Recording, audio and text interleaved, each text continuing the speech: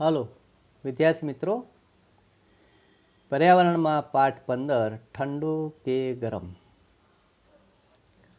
એમાં આપણે થોડુંક જોયું હતું કે શિયાળામાં ખૂબ જ ઠંડી હોય ત્યારે આપણા હાથ ઠંડા થઈ જાય તો આપણે એને ફૂંક મારીએ છીએ. એ ફૂંકમાં નીકળતી હવા એ આપણા હાથ કરતાં ગરમ હોવાથી ગરમીનો અનુભવ થાય છે. એ જ રીતે કોઈ વસ્તુને ઠંડી પાડવી હોય તો પણ આપણે ફૂંક મારીએ છીએ. જેમ કે ગરમ ચા હોય એને આપણે રકાબીમાં નાખીએ અને પછી પીતા હોઈએ તો પણ ફૂંક મારીએ છીએ, જેથી તે ઝડપથી ઠંડી થઈ જાય.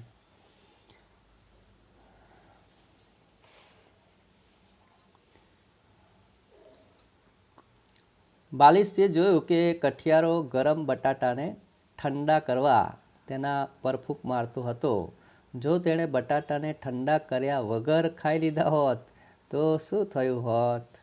જો એણે ગરમને ગરમ બટાકા ખાઈ લીધા હોત ને તો એની જીભ દાઝી ગઈ હોત અને જીભ ઉપર બળતરા થાત.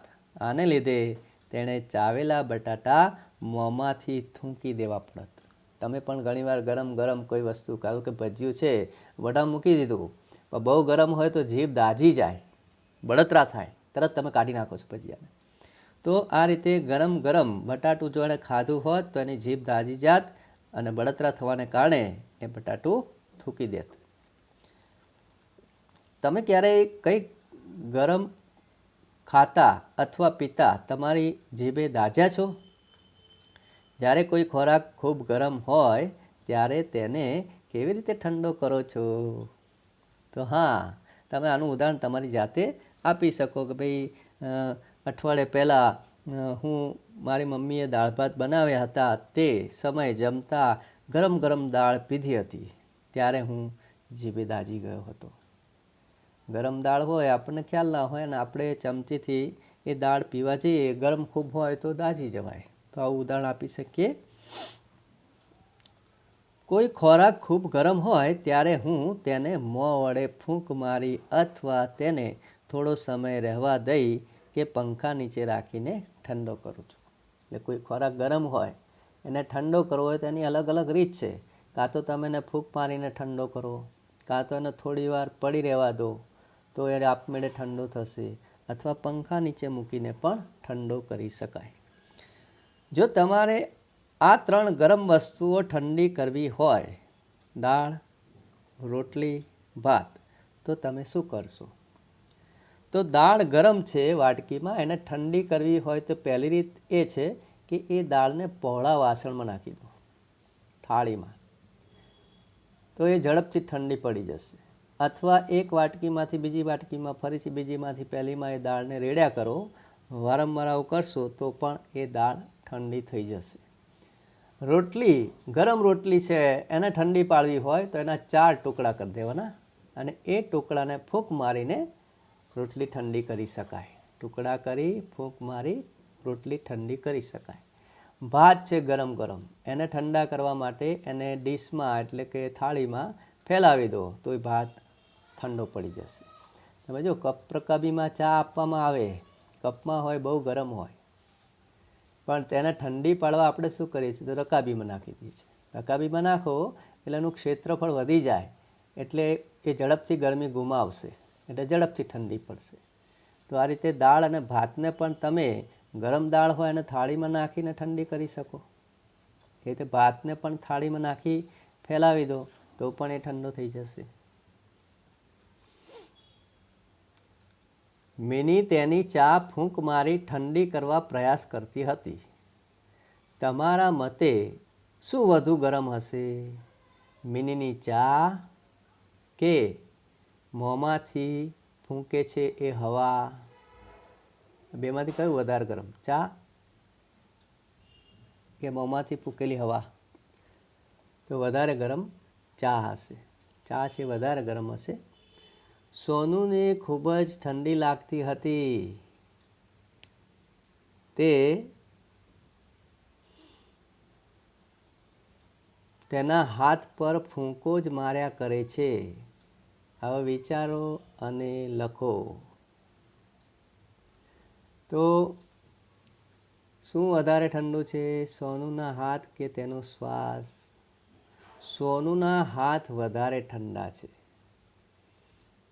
જ્યારે આપણે ફૂંક મારીએ છીએ હાથ પર ત્યારે એ ગરમ હવા, ઠંડા હાથની સરખામણીમાં ગરમ છે હવા, એટલે સોનુના હાથ વધારે ઠંડા છે.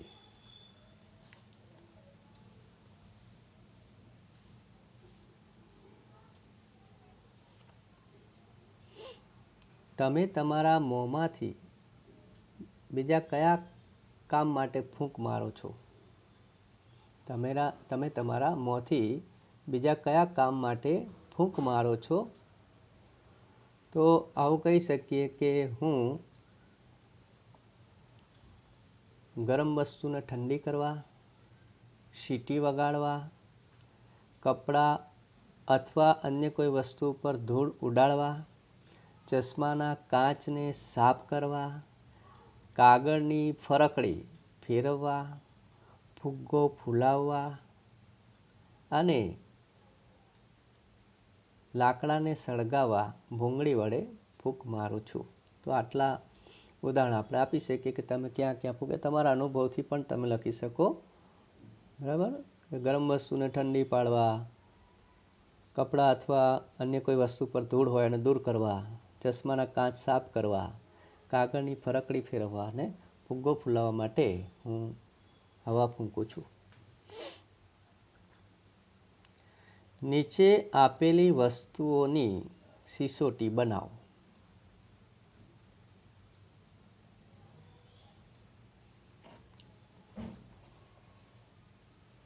સૌથી મોટેથી અને સૌથી ધીમેથી વાગે તે રીતે ક્રમમાં લખો. એટલે તમારે સિસોટી બનાવવાની છે અને પછી એ સિસોટીમાં વધારે અવાજથી ઓછા અવાજ તરફ, એટલે મોટા અવાજથી ધીમા અવાજ તરફ આપણે ક્રમમાં લખવાનું છે. તો એમાં ચોકલેટનું વેપર આપ્યું છે. ચોકલેટનું વેપર પછી પાંદડું, ફુગ્ગો, પેનનું ઢાંકણ અને બીજી કોઈ વસ્તુ, એ રીતે ક્રમમાં નામ આપેલા છે. પણ આપણે એને એવા ક્રમમાં ગોઠવવાનું કે સૌથી મોટેથી વાગતું હોય તે, પછી એનાથી નાના અવાજે, એનાથી નાના અવાજે, એનાથી નાના અવાજે, એમ ક્રમમાં ગોઠવવાનું છે. તો એમાં સૌથી પહેલું પેનનું ઢાંકણ. તમે પેનના ઢાંકણમાં હવા ફૂંકો ને તો અવાજ ઉત્પન્ન થાય સૌથી મોટો હશે. પછી બીજી કોઈ વસ્તુ, ધારો કે તમે બંને હાથની આંગળીઓ વડે પણ સીટી વગાડી શકો, તો એનો ક્રમ બીજો આવશે. પછી ત્રીજો ક્રમ પાંદડું. પાંદડામાંથી પણ તમે વાળી અને અવાજ ઉત્પન્ન કરી શકો, તો એ ત્રીજા નંબરે આવશે. ચોથું ફુગ્ગો અને પાંચમું ચોકલેટનું વેપર. તો આ રીતે સિસોટી બનાવી શકાય. એમાં સૌથી મોટો અવાજ પેનના ઢાંકણમાંથી, બીજા નંબરે બંને હાથની આંગળીઓ વડે, ત્રીજા નંબરે પાંદડું, ચોથું ફુગ્ગો અને પાંચમું ચોકલેટનું વેપર. હવે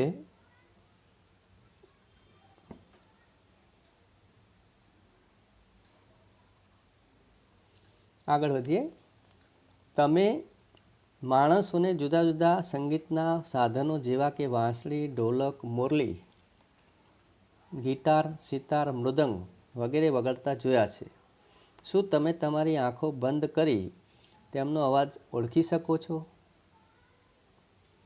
આ સંગીતના સાધનો વિશે તમે વધારે જાણો, તેમના ચિત્રો પણ ભેગા કરો. એટલે તમને એક પ્રવૃત્તિ આપી છે કે આ વાંસળી, ઢોલક, મોરલી, ગિટાર અને સિતાર, મૃદંગ એના અવાજ તમે સાંભળ્યા છે?